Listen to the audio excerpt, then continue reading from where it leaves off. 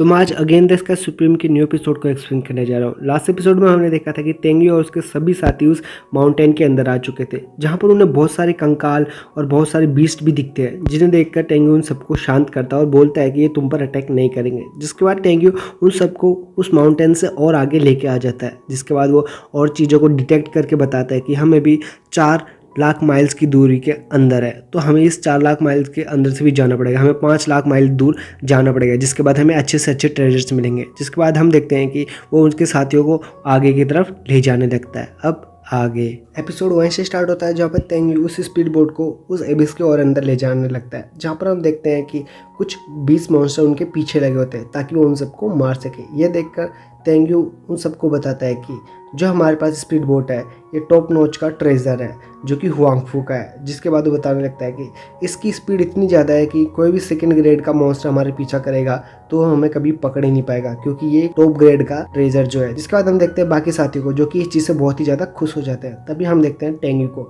जो कि अपने आप को देख रहा होता है, क्योंकि उसके बॉडीज़ में चेंजेस आ रही होते हैं, जहाँ पर हम देखते हैं कि उसकी बॉडी क्रैक हो रही होती है, क्योंकि उसने अपनी पावर को कंज्यूम नहीं किया होता है। जिसके बाद हम देखते हैं ये चीज़ वो समझ चुका था, तभी वो अपने साथियों के पास जाता है और उन सबको बताता है कि हम ऑलरेडी ही 5 लाख माइल्स दूर अंदर आ चुके हैं एबिस के। अगर किसी को यहाँ पर ट्रेजर खोजना है तो तुम खुद खोज सकते हो और खुद ही जाके ला सकते हो, लेकिन इसके चक्कर में तुम अपनी सेफ्टी का ध्यान मत भूल जाना, क्योंकि यहाँ पर बहुत ही ज़्यादा खतरे हैं। जिसके ये सभी बात वो सभी मान जाते हैं और ट्रेजर्स खोजने के लिए चले जाते हैं। जिसके बाद हम देखते हैं 2 साथियों को, जहाँ पर एक बंदा बर्दा सुंग को बोल रहा होता है कि बर्दा सुंग वहाँ देखो एक ट्रेजर है। जिसके बाद सुंग उसको देखने लगता है, जहाँ पर हमें सच में एक ट्रेजर दिखाया जाता है, जो कि बहुत ही ज़्यादा एंटीक लग रहा था और रेयर लग रहा था। जिसे देखकर बर्दा सुंग और वो लड़का बोलता है कि हम दोनों को साथ में जाना चाहिए ताकि हम इसको ईजिली पकड़ लेंगे। जिसके बाद सुंग उसकी बात मान के नीचे आ जाता है और वो जाते ही उसको पकड़ने की कोशिश करता है, लेकिन ट्रेजर में जान होती है, इसलिए वो उससे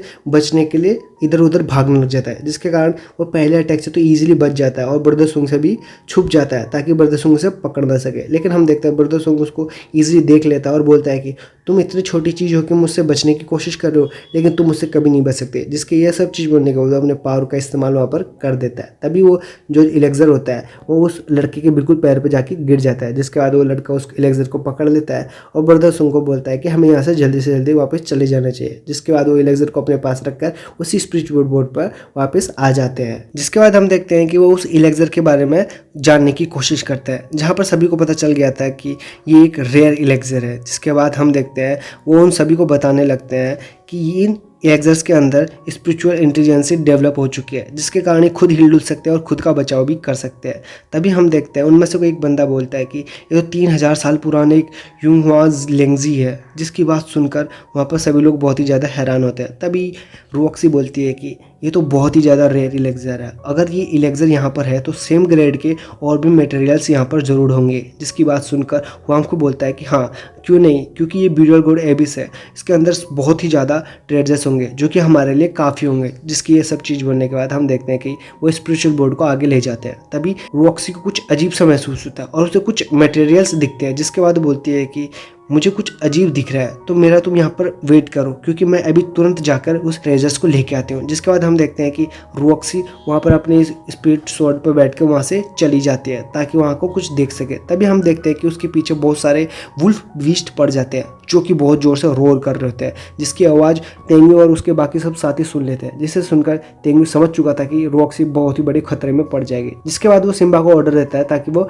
उसे बचा सके। सिम्बा बिना देरी करे रॉक्सी के पीछे चला जाता है ताकि वो उसको बचाए। तभी हम देखते हैं रॉक्सी को, जो कि उन्हीं बीस्ट को देखकर बहुत ज़्यादा डर जाती है और वो बहुत तेज़ी से वहाँ से भागने की कोशिश करते हैं। लेकिन हम देखते हैं कि एक बीस्ट बिल्कुल उसके आगे आ जाते हैं और वो रॉक्सी को नीचे गिरा देता है, क्योंकि रॉक्सी को बिल्कुल पता नहीं होता उस बीस्ट के बारे में, इसलिए वो जख्मी होकर नीचे गिर जाती है। जिसके बाद हम देखते हैं रॉक्सी को, जो कि उसको चारों तरफ से उन्हीं बीस्ट ने घेर लिया होता है। तभी हम देखते हैं कि रॉक्सी के पीछे से एक बीस्ट उस पर उछलता है और उसको अटैक करने की कोशिश करता है। लेकिन हम देखते हैं कि वहाँ पर सिम्बा एंड वक्त पर आ जाता है और उसको ईजिली बचा लेता है और उस बीस्ट मॉन्स्टर को वहीं पर ही मार देता है। जिसे देखकर रॉक्सी समझ चुकी थी कि अब वो बच जाएगी और वो स्माइल करने लगती है। तभी हम देखते हैं सिम्बा को, जो कि वहाँ पर बहुत ही ज़्यादा जोर से रोर कर रहा होता है और वो उन बीस्ट से कहीं ज़्यादा ताकतवर और कहीं ज़्यादा बड़ा था, इसलिए वो सारे बीस्ट उससे डर के पीछे हट जाते हैं। जिसके बाद हम देखते हैं रॉक्सी को, जो कि उसी स्पीड बोट पर वापस आ जाती है, जो कि अब बहुत ही ज़्यादा जख्मी हो रही होती है। जहाँ पर हम देखते हैं सिया उसके पास आती है और पूछती है कि सिस्टर रॉक्सी क्या आप ठीक हो। जिसके बाद रॉक्सी से बोलती है कि तुम मेरी चिंता मत करो,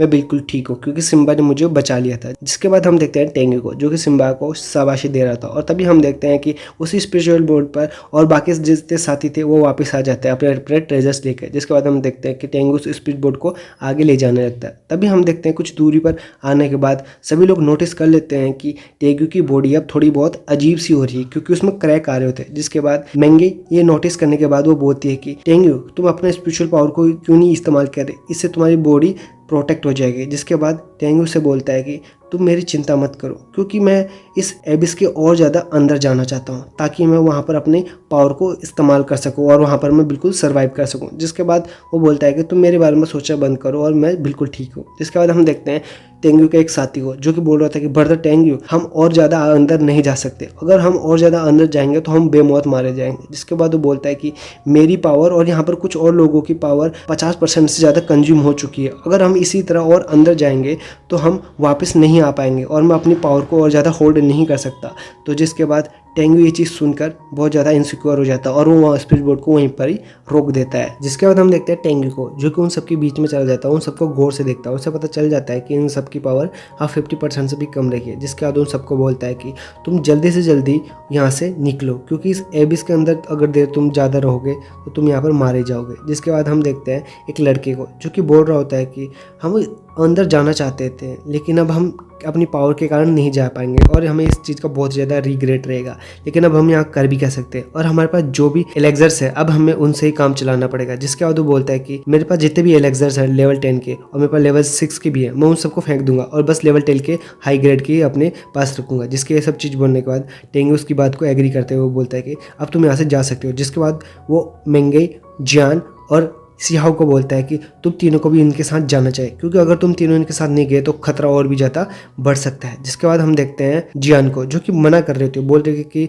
ब्रदर टेंगू मैं आपके साथ ही रहना चाहती हूँ, मैं आपके साथ ही जाऊँगा। जिसके बाद मेंगे उसको गुस्से से देखते हो, उसको डांटती है। जिसके बाद जियान उसकी बात मान जाती है। तभी टेंगू से बोलता है कि तुम मेरी चिंता मत करो और मुझे यहाँ पर एबिस के अंदर जितने भी ट्रेजर्स मिलेंगे मैं पक्का प्रॉमिस करता हूँ कि मैं तुम्हारे साथ उनको शेयर करूँगा। जिसके बाद जियान से बोलती है कि ओके ये सब ठीक है लेकिन पहले तुम सबसे पहले अपना अटेंशन अपनी सेफ्टी को दोगे, सबसे प्रायोरिटी तुम पहले अपनी सेफ्टी को दोगे। जिसके बाद टेंगू उसकी बात पर मान जाता है। जिसके बाद जियान बोलते हैं कि सिस्टर मेंगे और सिस्टर सियाओ हम तीनों ही आपका बाहर वेट करेंगे तो आप जरूर से जरूर सेफली आ जाना। जिसके बाद हम देखते हैं मेंगे को जो कि टेंगू की बहुत ही ज़्यादा चिंता कर रही होती है और उसके दिल पर हाथ रख के बोलती है कि तुम बस अपना बेस्ट देना और मुझसे प्रॉमिस करो कि तुम वापस सेफली आ जाओगे। जिसके बाद टेंगू हंसता और बोलता है कि मैं तुमसे प्रॉमिस करता हूँ मैं जरूर से जरूर सेफ आऊँगा। जिसके बाद हम देखते हैं सियाओ को जो कि उसी के बारे में चिंता कर रही है और बोल रही होती है कि ये एबिस के अंदर बहुत ही ज़्यादा खतरा है, क्यों ना तुम हमारे साथ वापस चलो। जिसके ये सब चीज़ बोलने के बाद हम देखते हैं टेंगू को जो कि थोड़ा शॉक हो जाता है और उनके चारों तरफ एक शील्ड बना लेता है जिसके कारण उनकी आवाज़ कोई सुन ना सके। जिसके बाद वो उन सबको बताने लगता है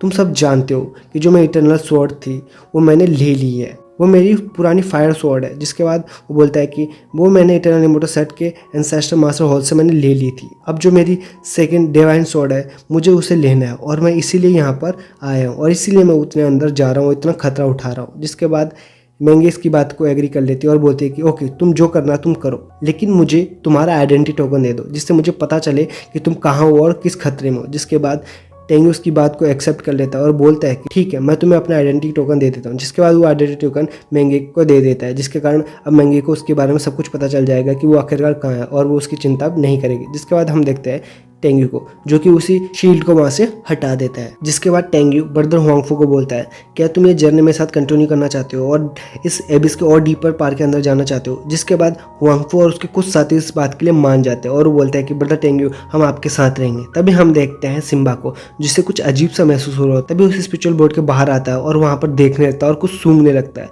लेकिन तभी हम देखते हैं कि उसको कुछ महसूस होता है और तुरंत से टेंगू के पास आता है और उसके कंधे पर बैठकर वहाँ पर जोर से रोड करने लगता है। जिसके बाद हम देखते हैं टेंगू को जो कि उधर गौर से देखने लग जाता है और यही सब चीज़ दिखाते हुए ये एपिसोड यहाँ पर ही खत्म हो जाता है।